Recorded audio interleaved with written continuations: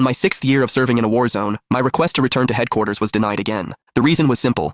Hospital policy didn't allow close family members to work in the same department. Since Natalie Hart and I were married, my return would be considered a conflict of interest. I refused to accept that, so I quietly snuck back to Hartwell to demand an explanation. However, I heard a conversation that made me stop short right outside the administration office. "You've blocked Liam Hayes' transfer for 5 years all because of Noah Bennett," the department director snapped. "Liam ages out next year. This is his last chance to return." Natalie's face remained unreadable. "There's only one transfer slot this year. Noah gets it. Liam can go home and be a stay-at-home husband if he has to. Noah is different. He has ambition." The director slammed a hand on the desk. "And Liam doesn't? His dream was always to work at headquarters." His voice sharpened. "You were the one who had him sent to a war zone in the first place. Now you're blocking his only chance to come back. Noah barely passed his evaluations. He would have been removed years ago if you hadn't kept him under your wing. Do you honestly think you can protect him forever?" For the first time, anger flashed across Natalie's face. "Liam went there as my husband. How much could he have suffered?" Her tone grew icy. "Noah has no connections. If he were sent out there, it would ruin him. I'll take responsibility for Noah's training. I won't let anyone harm him." Outside the door, my eyes burned. I pulled out my phone and called my lawyer. "Draft the divorce papers, as fast as possible. I wasted 5 years all for a woman who had stopped loving me long ago. I no longer wanted to waste any more time on her.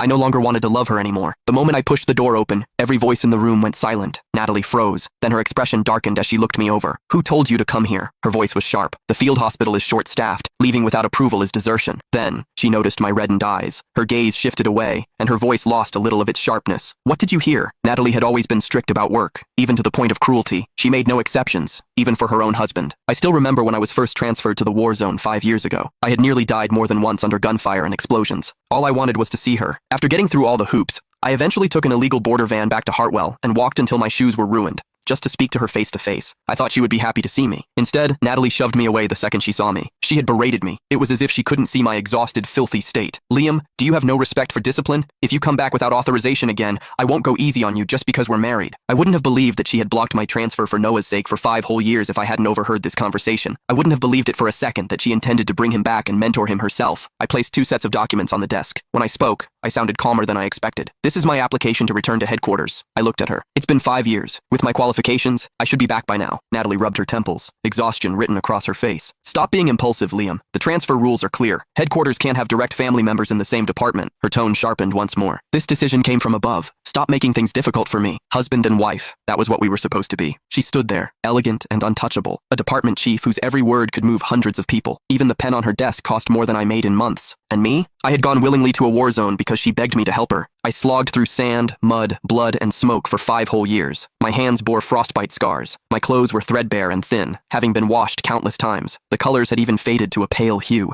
I couldn't grasp which aspect of myself made her life so hard. "I won't make things difficult for you." I pulled the